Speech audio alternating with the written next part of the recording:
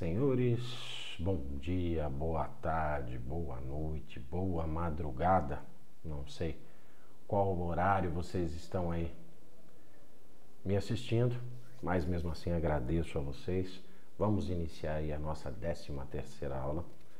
Agradeço imensamente as mensagens de carinho que muitos de vocês mandam e dizendo que realmente entenderam a matéria, que essa é a ideia que eu desejo a vocês, que vocês entendam a matéria e não que vocês a tenham como decoreba, apesar da prova da OAB ser a lei pura, mas a partir do momento que você entende, com certeza você não vai errar o que está lá na prova. Então isso me deixa muito feliz, por quê? Porque vocês estão entendendo. É isso que tem que fazer. Por muitas vezes eu vi, principalmente na faculdade e pós-faculdade, muitos dizendo o seguinte: nossa, a legislação trabalhista é insuportável, nossa, como isso é ruim, como é subjetiva. Tudo bem, para muita gente pode ser, mas para a prova da OAB, para vocês, é fantástico, porque tem um monte de questões. Então vocês podem estar passando numa prova porque vocês estão fazendo a matéria Direito do Trabalho, né? Então, fico muito feliz que vocês estejam entendendo e lendo, né? Que é isso que é o mais importante, que vocês estejam lendo aí alguns artigos sobre essa matéria, né? Que eu estou colocando para vocês os artigos, OJs, súmulas. Isso é muito legal. Leiam, leiam. Porque se vocês entenderam aqui o que eu passei, lendo, vocês fazem a junção das duas coisas. Então, fico muito feliz que vocês estejam entendendo.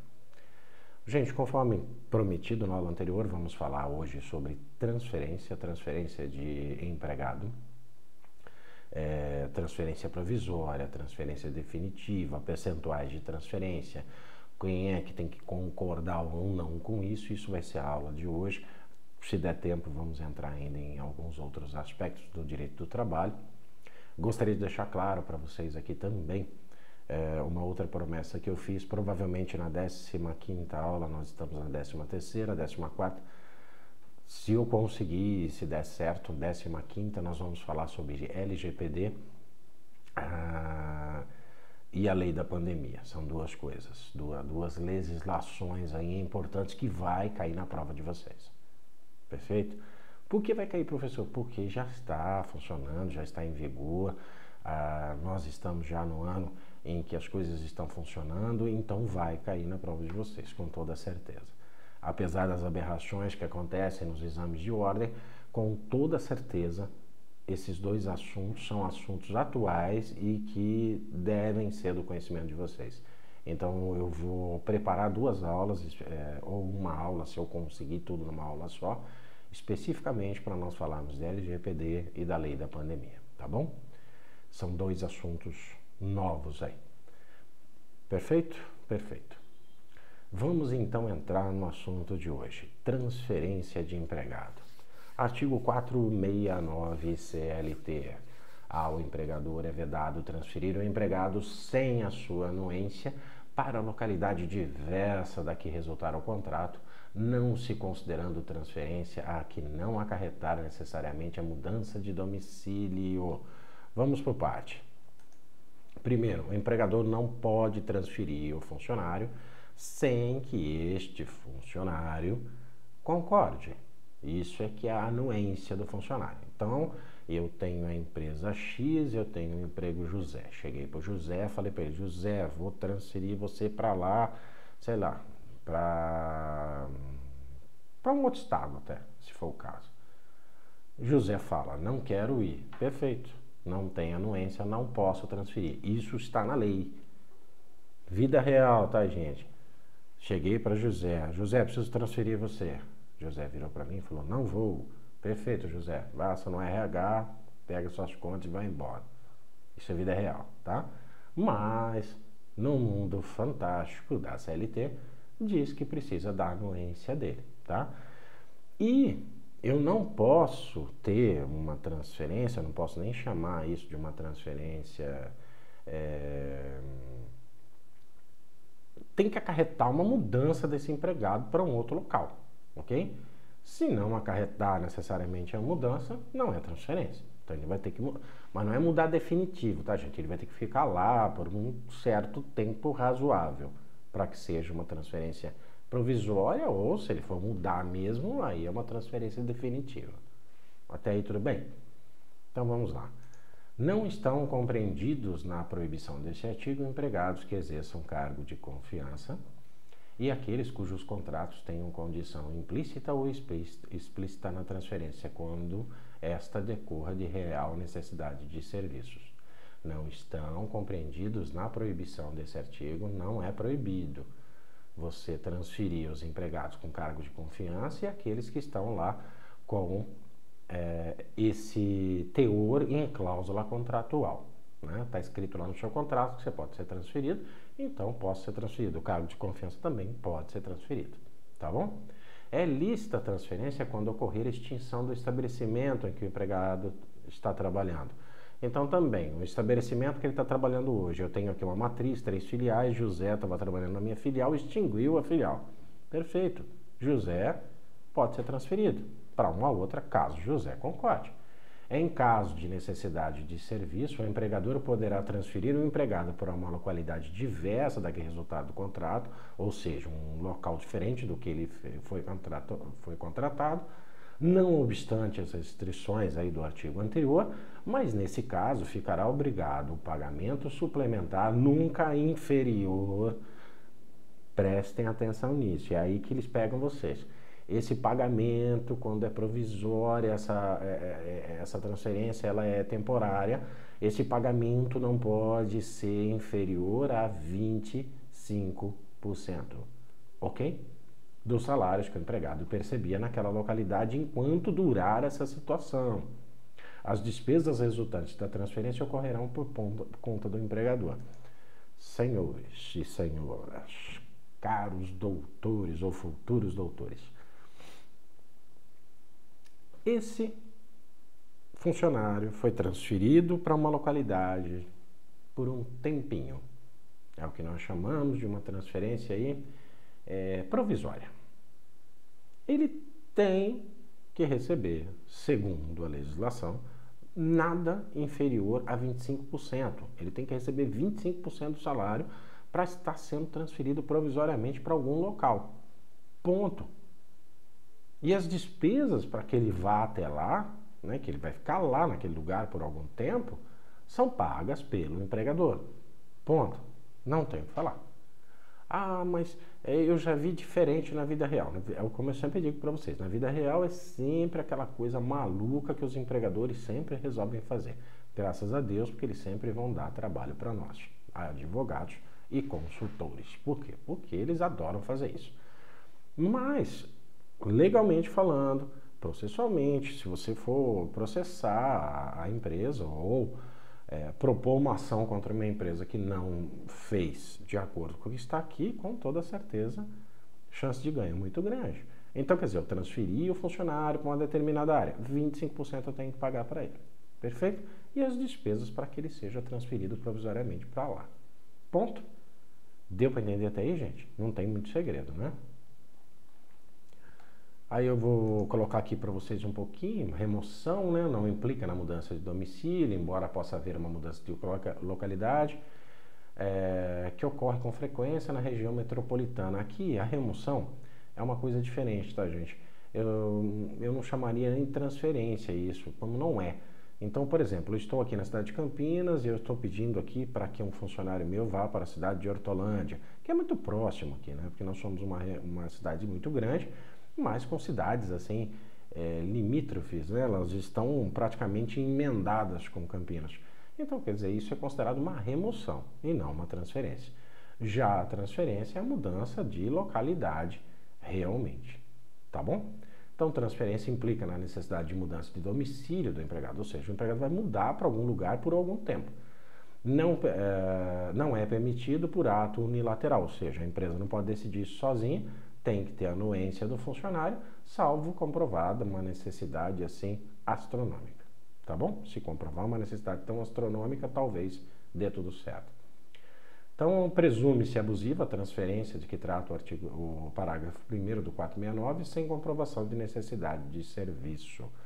Então, às vezes, eu posso até transferir o cara sem anuência dele. Por quê? Porque é uma urgência, é uma coisa que aconteceu, a empresa, sei lá, precisa do funcionário lá naquele determinado momento, porque só ele sabe consertar aquele, sabe, um equipamento, ele faz parte da manutenção, eu mandei lá o José para ir consertar. Então, nesse caso, é a exceção, eu posso mandá-lo sem anuência, ele vai até lá, faz o serviço, depois ele retorna. Tá bom? Ok, gente. Então, vamos pular mais um. Vamos falar um pouquinho de cláusulas contratuais, né? Explícita já existe um ajuste específico prevendo a transferência ou mesmo a sua possibilidade, ou seja, já está lá no contrato prevendo isso. Quase todos os contratos de trabalho têm isso, tá, gente? Está escrito lá. A CLT coloca aqui como sendo uma coisa assim, não tão normal, mas é normal. Todo contrato de trabalho está escrito isso. Pode ser transferido a qualquer momento de acordo com a necessidade da empresa. Blá, blá, blá, blá. É sempre as cláusulas malucas que estão aí há séculos. E implícita é relacionada à função do empregado, que o empregado vai exercer. Geralmente, empresas que possuem atividades em vários locais e eventuais funções devem acompanhar essas atividades. Essa implícita, gente, nós podemos dar o exemplo aí do, sei lá, do eletricitário, não sei bem se é esse nome que dá, esse pessoal da eletricidade, né, que faz manutenção de redes elétricas, né, externas, aí, dos postes, né, de energia ou subterrâneos. Essas pessoas às vezes se locomovem, até mesmo com uma certa habitualidade, por várias cidades, né, e passam muito tempo fora da sua localidade, mas isso é a profissão deles, não tem outra forma. Então, nesse caso específico, é uma cláusula implícita na sua função, ok? Então, explícita já está escrito lá, implícito está implícito porque eu trabalho de uma forma com que isso passa a ser normal na minha vida e não uma exceção, tá bom? Vamos falar um pouquinho do estabelecimento, da extinção. Acabou o estabelecimento, gente. Parágrafo 2º do 469. Acabou o estabelecimento. Acabou. Né? Vamos transferir. Neste caso, pode ser feita a transferência por ato unilateral. Por que pode ser por unilateral, gente? Pelo amor de Deus. Acabou a filial X. O seu José trabalhava na filial X. O seu José, não tem mais onde o senhor trabalhar aí, não. Então, tem que sair daí. Vamos ter que transferir o senhor para outro lugar. Não é? A empresa deverá arcar com todas as despesas com a mudança do empregado, que é o 470 da CLT. Né? A extinção do estabelecimento é inexorável. Se isso acontecer, não se há que tomar uma anuência do empregado no ato da transferência. Ou ele seguirá para outro estabelecimento, ou o seu contrato vai ser rescindido. Não tem o que fazer. Tá, gente? Então eu chego lá. A empresa não tem outra forma. A empresa está deixando de existir uma das filiais da empresa, ou do grupo econômico, sei lá. Vou ter que transferir o seu José.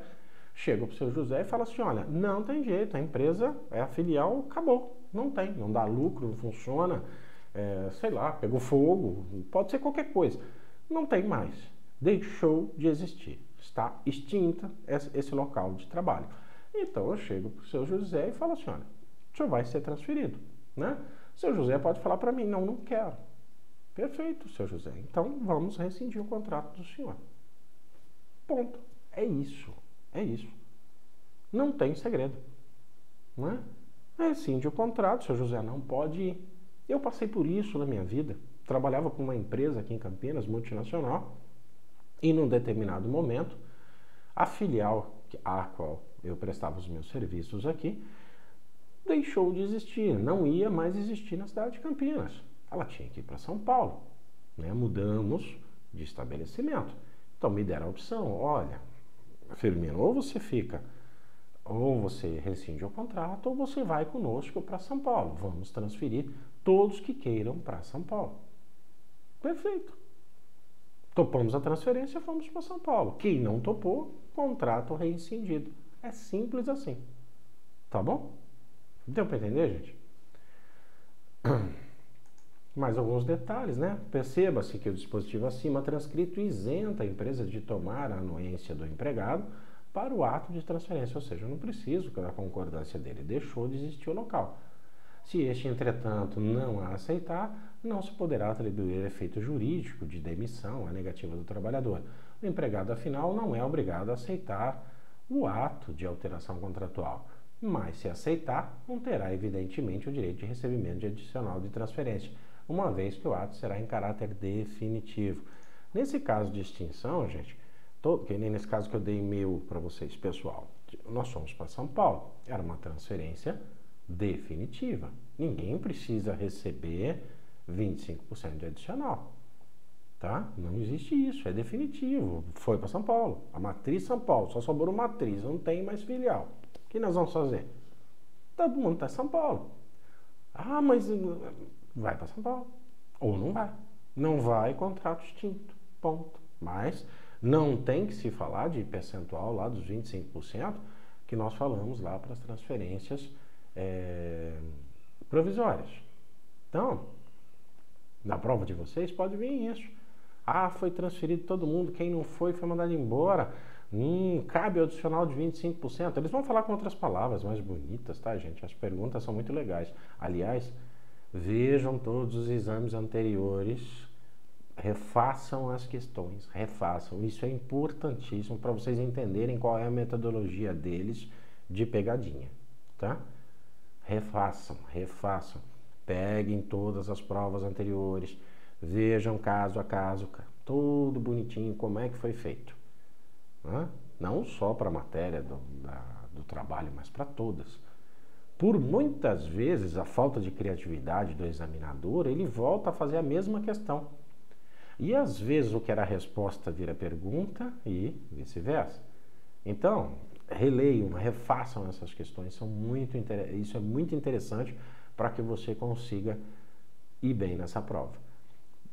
Com exceção desse último aí, que acho que foi o 32, caso, se não me falha a memória, 31 ou 32, eu posso dizer aos senhores que esse foi uma exceção, porque muitos erros, né, muitas questões anuladas, mas mesmo assim, grande parte está lá, está funcionando. Ah, não gostei da questão, professor, não foi anulada. Ah, mas está errada a questão, não está, né? Você está falando de um ramo específico, é fazer uma prova de OAB, você não está falando de uma outra coisa. O mundo fantástico da OAB é esse, tá? Então, leiam as questões, respondam essas questões, refaçam essas questões todas dos testes que já passaram.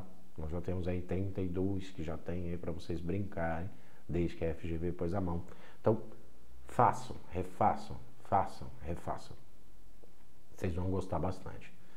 Atenção especial para algumas matérias que sofreram atualizações, mas como não são tantas assim, refaçam as questões, mas se houver dúvida, né, se mudou ou não mudou a legislação, a trabalhista mudou muito, muitas coisas mudaram, né, de 2017 para agora, previdenciária 2019 para frente, então algumas coisas mudaram aí na tributária também, mas fazer as questões anteriores é muito importante. Por quê? Porque primeiro vocês vão entender a metodologia, segundo que vocês vão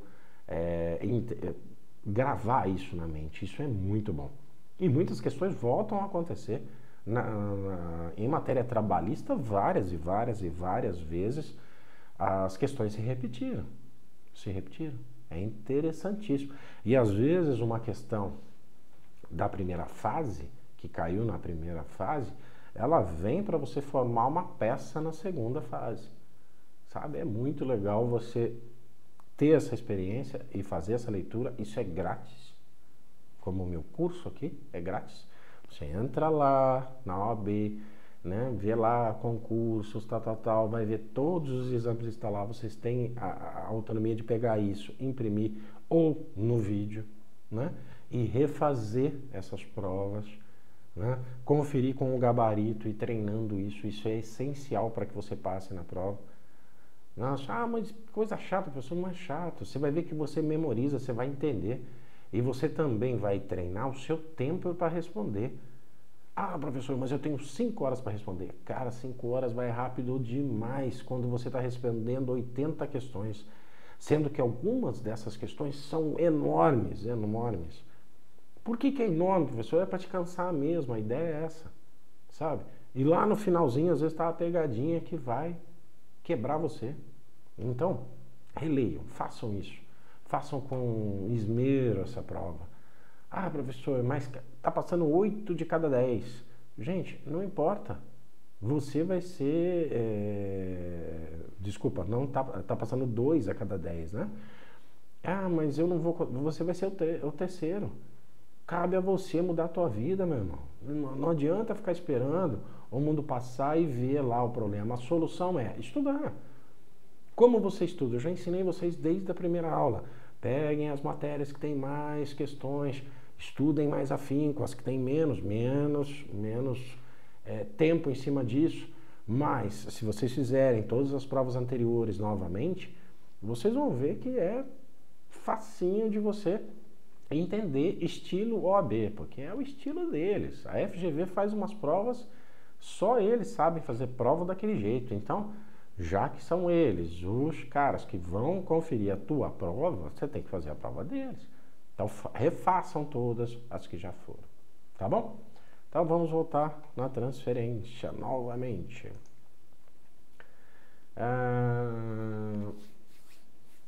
Vamos colocar aqui tem uma OJ 113, né?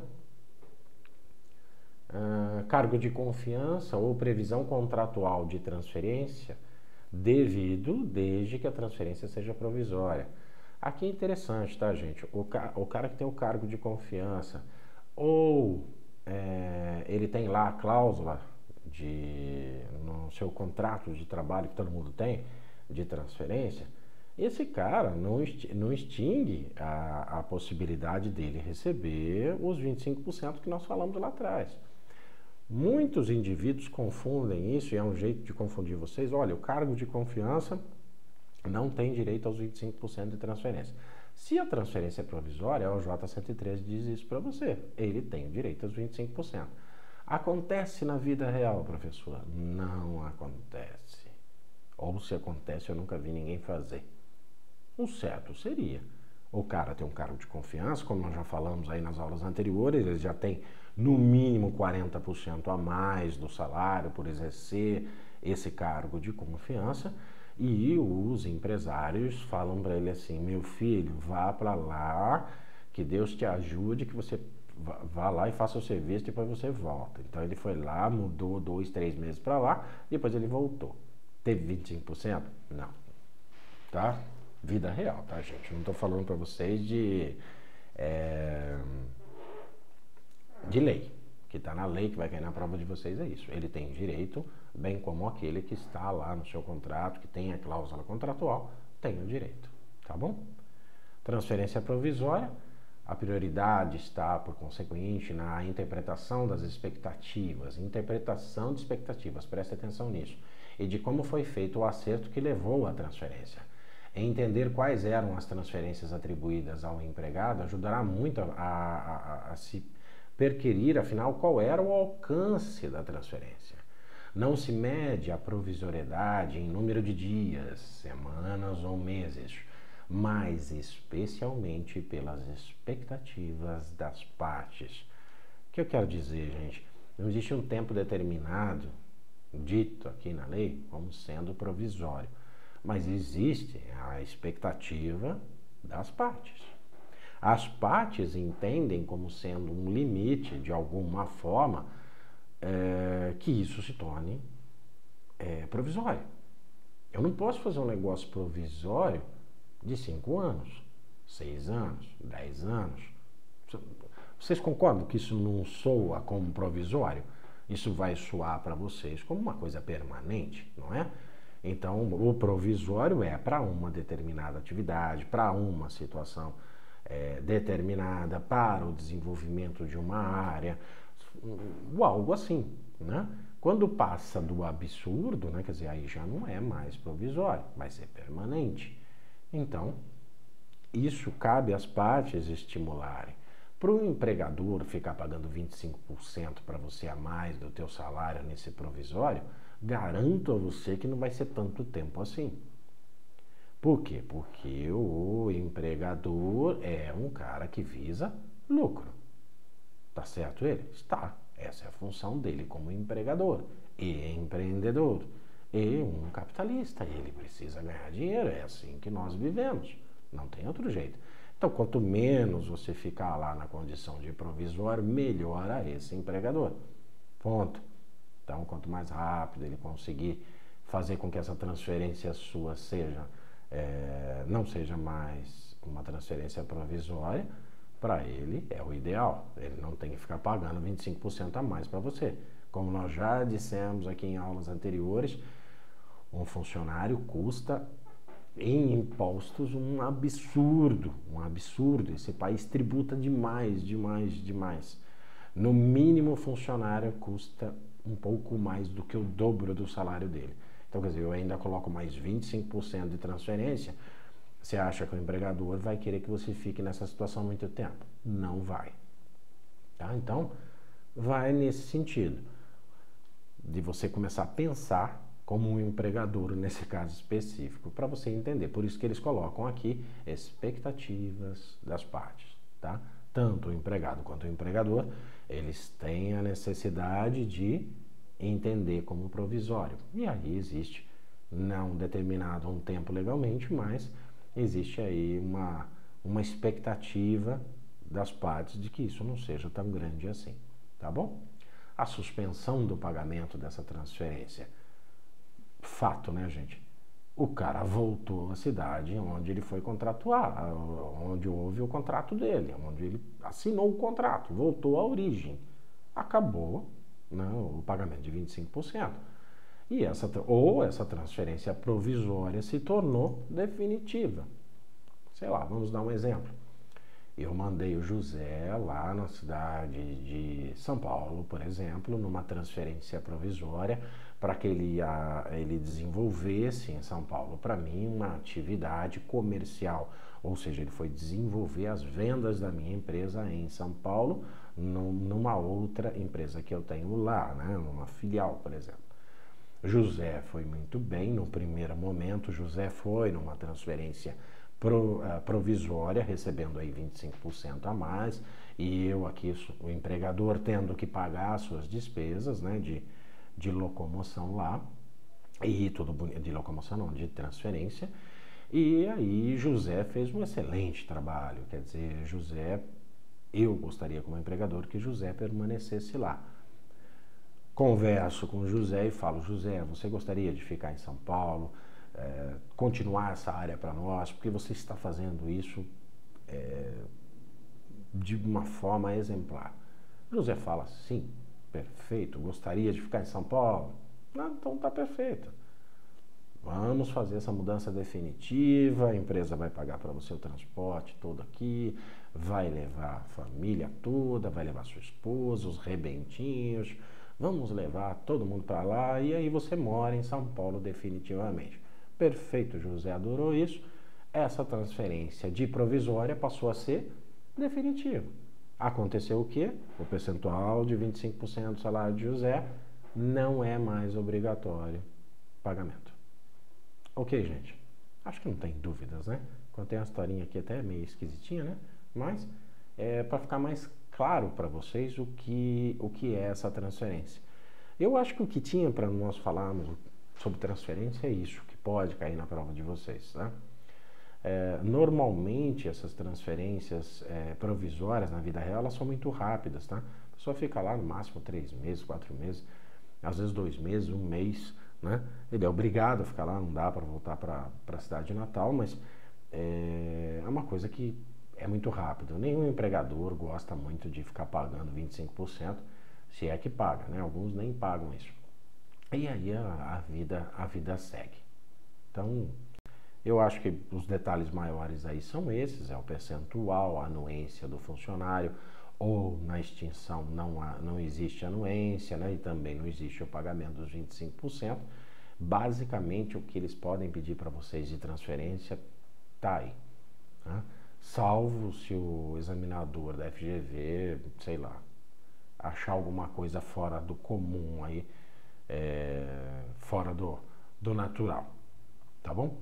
Então vamos falar um pouquinho de horas de sobreaviso, já que nós temos um tempo aqui, estamos com 29 minutos. Vamos ver se nós falamos um pouquinho sobre horas de sobreaviso. É interessante as horas de sobreaviso também. E aí nós vamos conversar um pouquinho sobre elas. Bom, senhores, vamos falar um pouquinho de sobreaviso. Já falamos um pouquinho já em aulas anteriores, explicamos para vocês o sobreaviso. Mas vamos dar um apanhado aqui com algumas profissões também que demonstram algumas diferenças que são importantes aí, eu acredito, para que vocês possam estar fazendo essa prova com uma facilidade maior, tá bom? Então vamos lá, adicional de sobreaviso, né? O uso de instrumentos telemáticos ou informatizados fornecidos pela empresa ao empregado por si só não caracterizam o regime de sobreaviso. Cuidado com isso eles podem colocar na prova de vocês, tá? Não é só porque a empresa está fornecendo algumas coisas que isso pode ser considerado sobreaviso. Prestem muita atenção. Consideram-se em sobreaviso o empregado que à distância e submetido a controle patronal por instrumentos telemáticos ou informatizados permanecer em regime de plantão ou equivalente. Isso é sobreaviso. Só relembrando o que nós já falamos. Permanecer em regime de plantão ou equivalente, ou seja, estou em outro local que não é empresa, mas aguardando ordens do empregador, ok? A qualquer momento esse empregador vai me chamar e eu tenho que sair para atendê-lo. Perfeito, gente? Podem ser as pegadinhas aí? Podem e vão acontecer. Adicional de sobreaviso é a verba paga ao empregado que permanece em local ajustado, é um local que foi já combinado entre as partes, aguardando a convocação para a execução de determinados serviços. Para o trabalhador ferroviário, pode ser uma pegadinha, tá, gente? O adicional de sobreaviso corresponde a um terço do salário normal relacionado com as horas da escala. Deu para entender, gente? Para o trabalhador ferroviário, adicional de sobreaviso, um terço do salário normal relacionado às horas da escala, duração máxima de 24 horas. Artigo 244, parágrafo 2º CLT. Leiam. Por analogia, a escala do trabalhador ferroviário é aplicada para várias outras funções ou atividades profissionais. Por exemplo, eletricitários, súmula 229 do TST. Deu para entender, gente? Existe lá uma legislação para o trabalhador ferroviário, mas, por analogia, os eletricitários também têm o mesmo percentual. Para os aeronautas, sobreaviso é o período de tempo não inferior a 3 horas e não excedente a 12 horas, em que o aeronauta permanece no local de sua escolha à disposição do empregador, devendo apresentar-se no aeroporto ou outro local determinado até 90 minutos após receber a comunicação para o início da tarefa. Então, senhores, vamos de novo. Aeronautas. Para os aeronautas, sobreaviso é o período de tempo não inferior, não pode ser menor que 3 horas e não pode ser maior que 12 horas, em que o aeronauta permanece no local de sua escolha, da escolha do aeronauta, à disposição do empregador, devendo apresentar-se no aeroporto ou local determinado até 90 minutos após receber a comunicação do início da nova tarefa. Interessante, não é, gente? Vocês sabiam disso do aeronauta?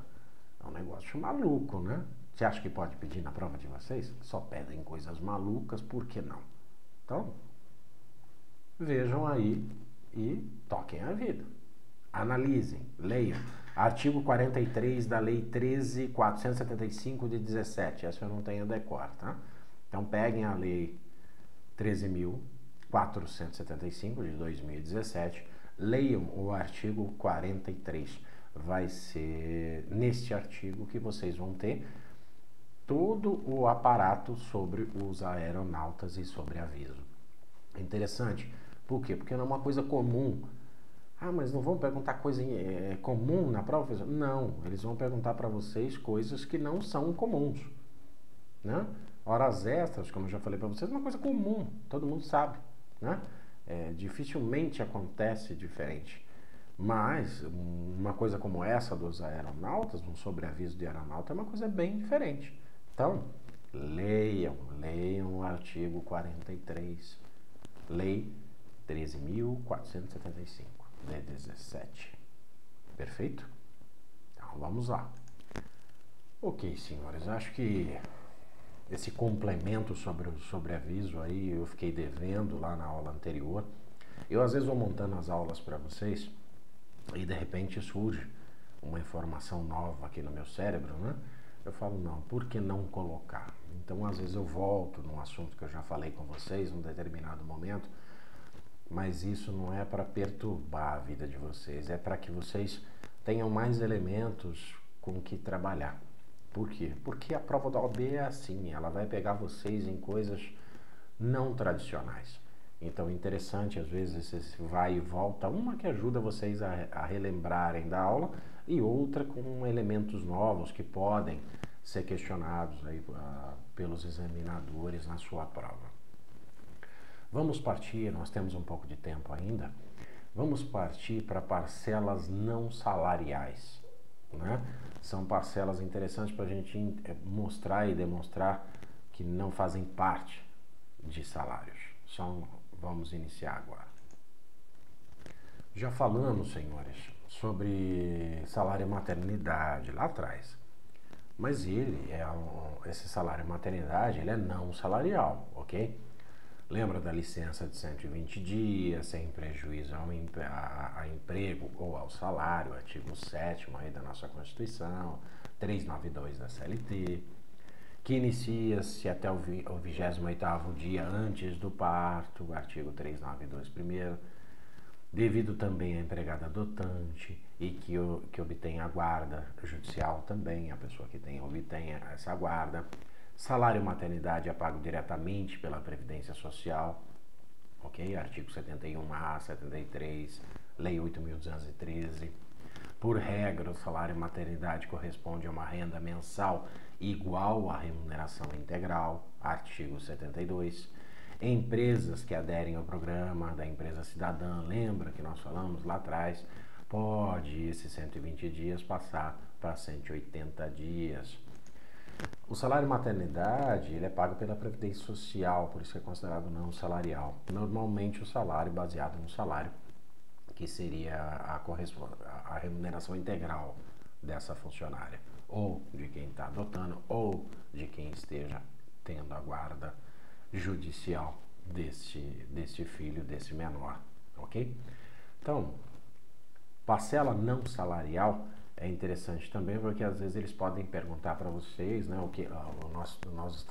nós iniciamos lá falando de salário e remuneração, o que compunha o salário e a remuneração, e agora nós estamos falando do que não é salário, né, para vocês entenderem o porquê desse encaminhamento e às vezes voltando um pouco a assuntos que já surgiram lá atrás, mas que não estavam ainda sendo colocados dessa forma. Porque não adiantava também eu colocar lá para vocês naquele determinado momento que não era salarial, juntamente com todas as outras informações, como o período, quando começa, quando termina, se a empresa faz parte do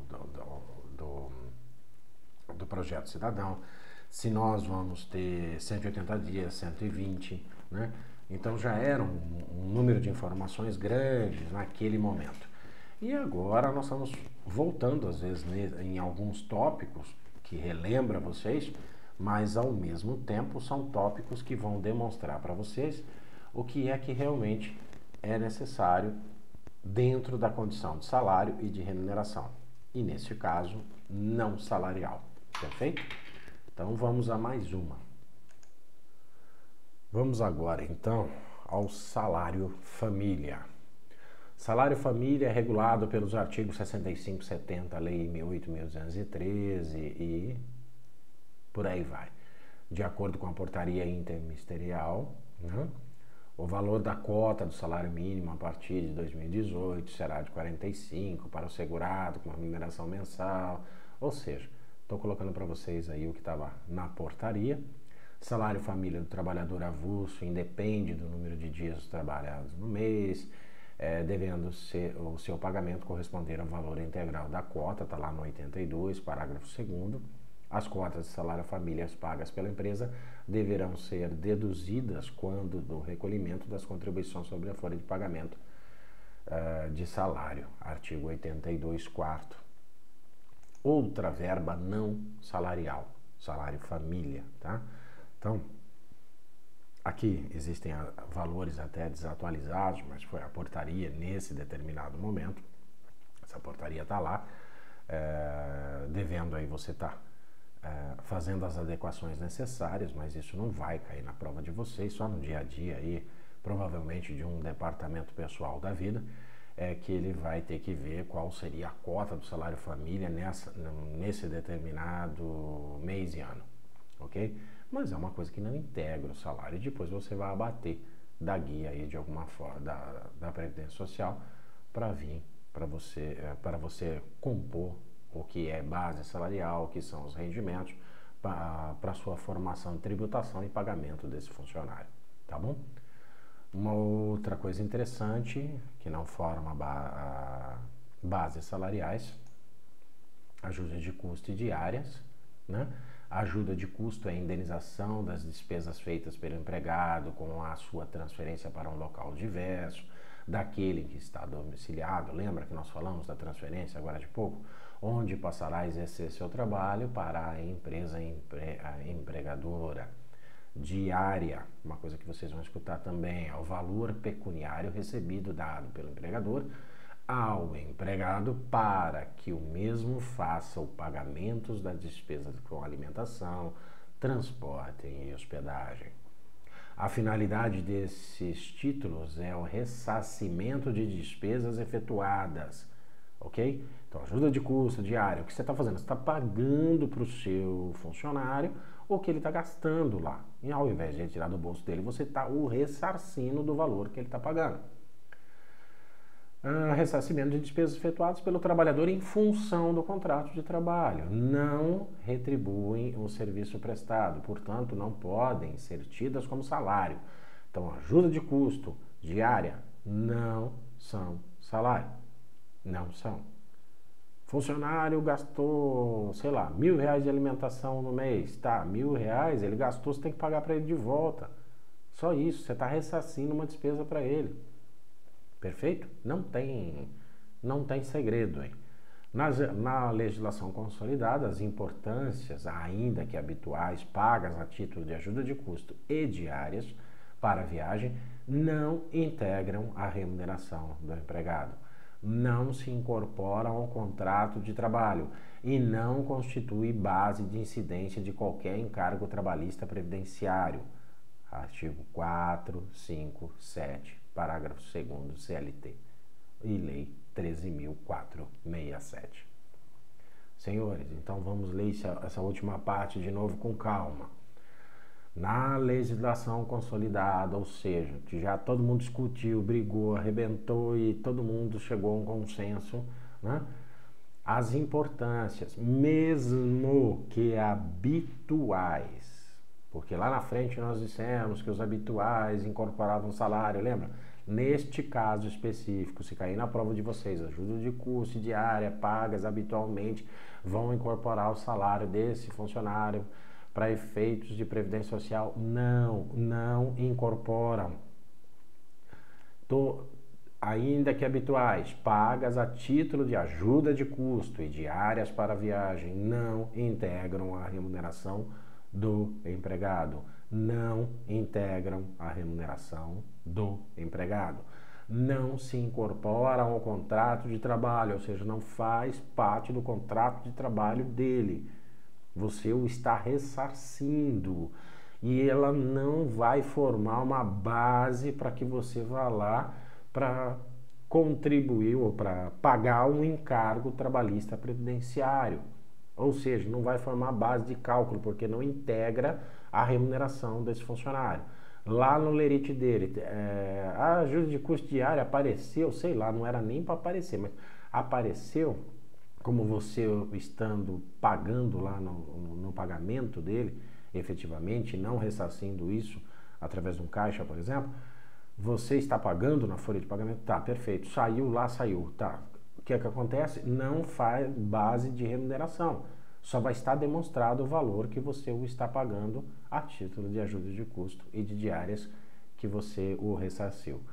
Normalmente, tanto essa ajuda de custo quanto diária, as pessoas, a diária, como o próprio nome diz, às vezes as pessoas recebem isso antes de sair para trabalhar, né? Por algum motivo, já é dado a ele a diária a hora que ele sai, ou então junta-se a diária aí de uma semana e paga, ou acerta-se, né? Não tem problema, se é uma relação que não tem a ver com o salário dele, nem com a remuneração. Perfeito, gente? Deu para entender até aí?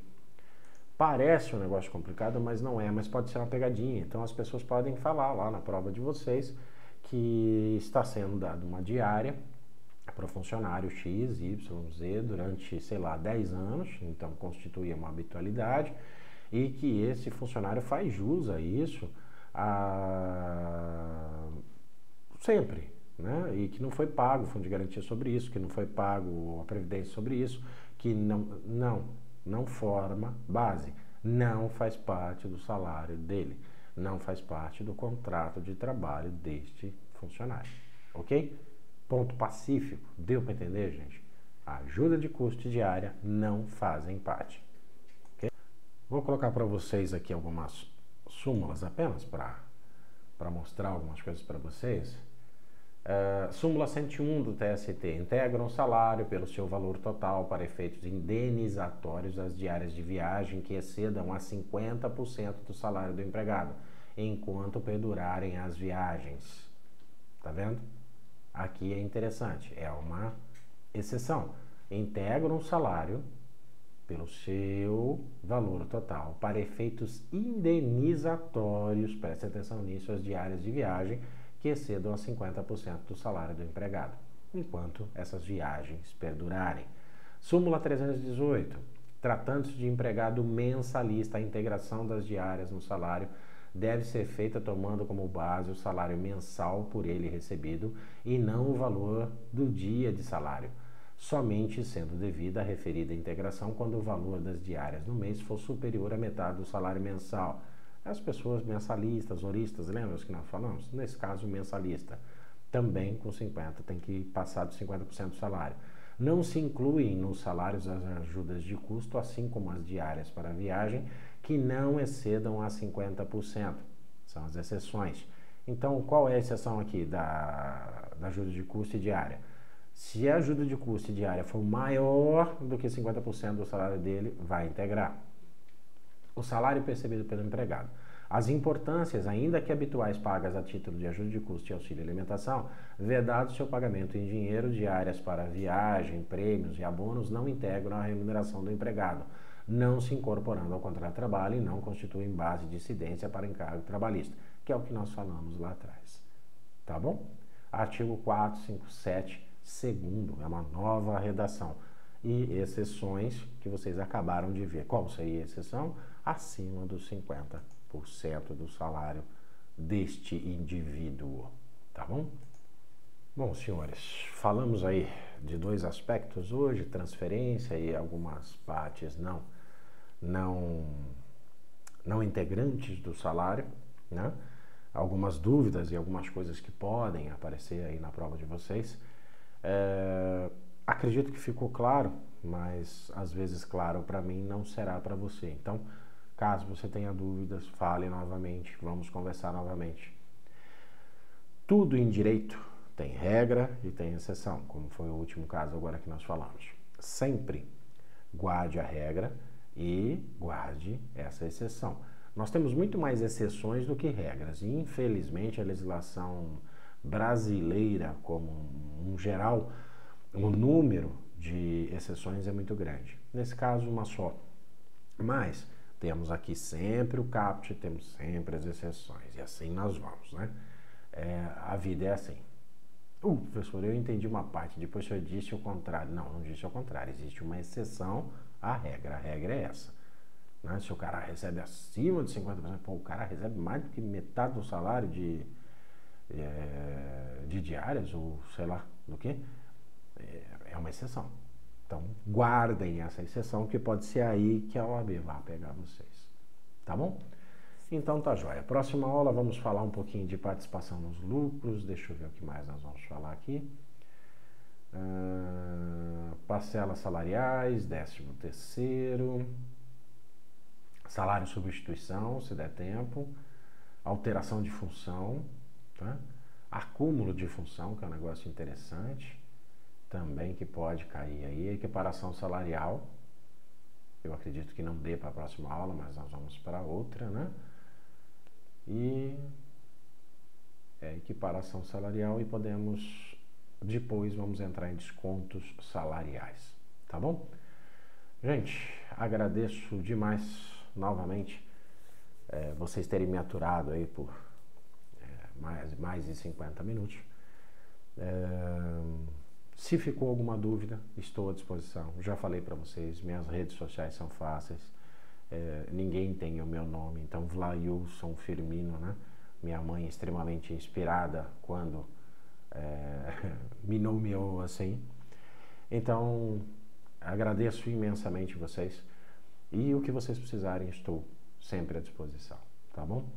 Que vocês tenham entendido isso. Eu estou indo um pouco mais devagar para que vocês vão frisando isso de uma melhor forma. Leiam aí os artigos e as leis que eu passei para vocês, sabe? Dá essa lida que vai ajudar muito vocês aí no decorrer desse curso. E com toda certeza, se vocês forem fazer a prova, vocês vão lembrar aqui desse professor falando para vocês: olha, aquilo lá era assim, nossa, a empresa participava daquilo, então aumentou o número do auxílio do auxílio maternidade, né?